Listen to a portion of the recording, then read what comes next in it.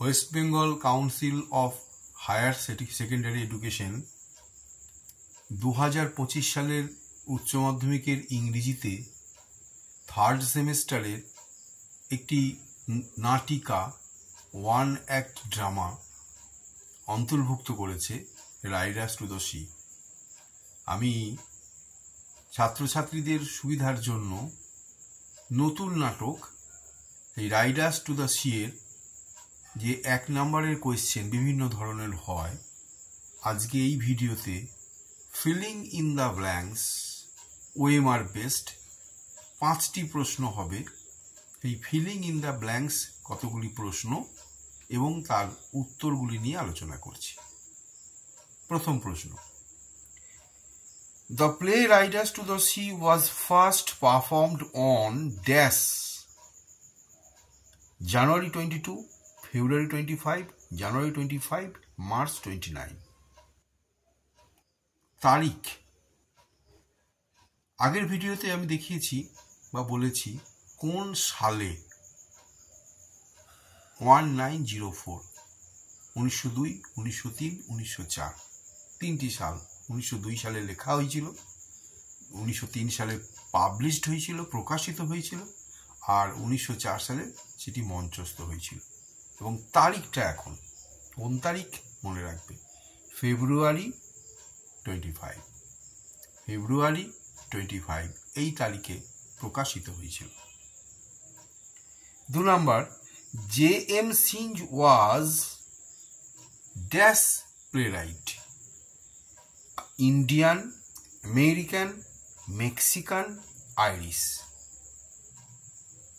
অবশ্যই Irish playwright, an Irish playwright. Irish কেন? আয়ারল্যান্ডের বাসিন্দা। আমরা যেমন ইন্ডিয়ার, ইংল্যান্ডের ইংলিশ, আয়ারল্যান্ডের আইরিশ প্লেরাইট।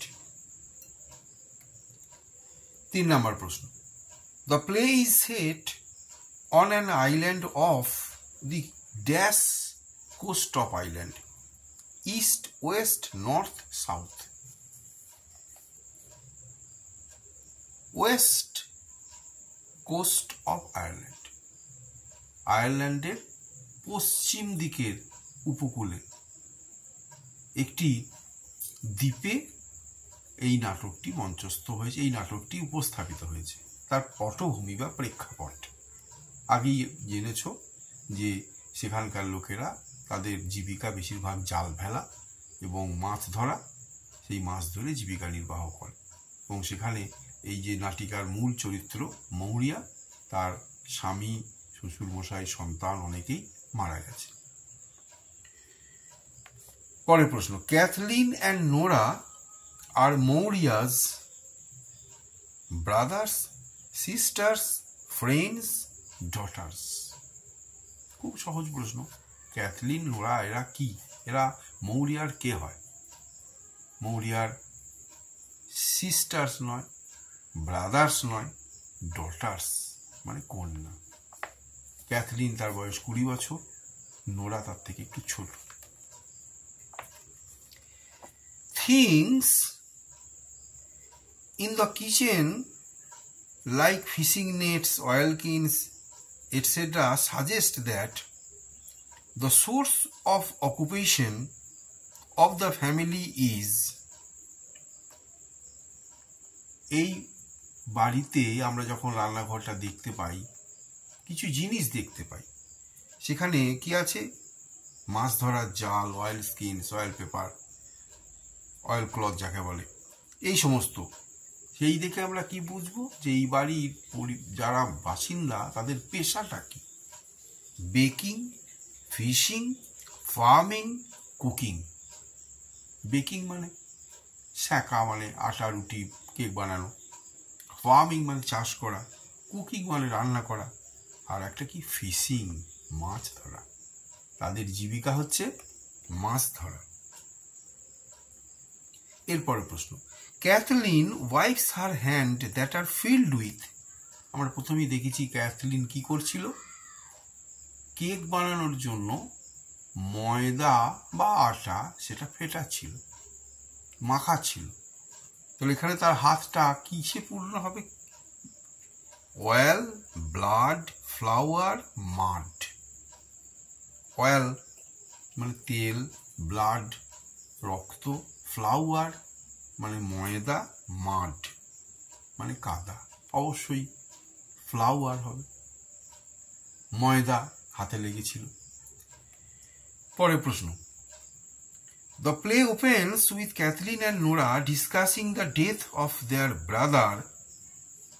যখন নাটকটা শুরু হয় তখন ক্যাথলিন এবং নোরা তাদের একটি ভাইয়ের মৃত্যু নিয়ে আলোচনা করছিল। সম্ভাব্য সে হয়তো মারা গেছে, 9 দিন ধরে তার খোঁজ পাওয়া যাচ্ছে না, সমুদ্রে গেছে মাছ ধরতে, সম্ভবত সে মারা গেছে। সেই ভাইটির নাম কি? সিমাস, স্টিফেন, মাইকেল, সান। আমরা জানি ভাইয়ের নাম মাইকেল। আর শেষ ভাই যে জীবিত ছিল সে তার নাম বার্টলে। After coming to the room, Nora takes dash from under her shawl.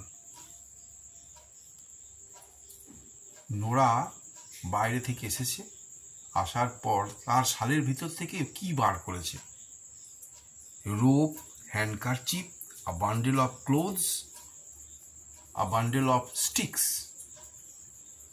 মানে দড়ি, রুমাল, কাপড় চোপড়ের একটি বান্ডিল, কাঠির বান্ডিল। কোনটা তোমরা জানো? A bundle of clothes.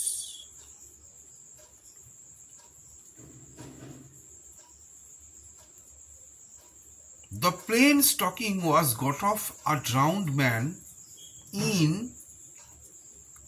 এই যে স্টকিং এগুলো পাওয়া গেছে, পোশাক পাওয়া গেছে একটি ডুবন্ত মানুষের কাছে। কোথা থেকে পাওয়া গেছে? কোন জায়গায়? Galway, Dublin, Donegal, Limerick. Galway, Dublin, Donegal, Limerick. কোথা থেকে? না, Donegal. You can tell herself he is got a clean burial by the grace of god.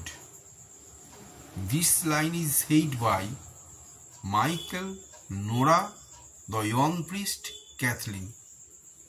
যে তোমরা তাকে বলো যে সে একটি খুব সুন্দর সমাধি পেয়েছে। এই কথাটি কে বলেছিল? Young priest. Cathleen hides the bundle in the. Cathleen সেই যে কাপড় চোপড়ের পোশাকের বান্ডিলটা লুকিয়ে রাখে, তার মাকে দেখাবে না। কোথায়? Kitchen, inner room, tough loft, box.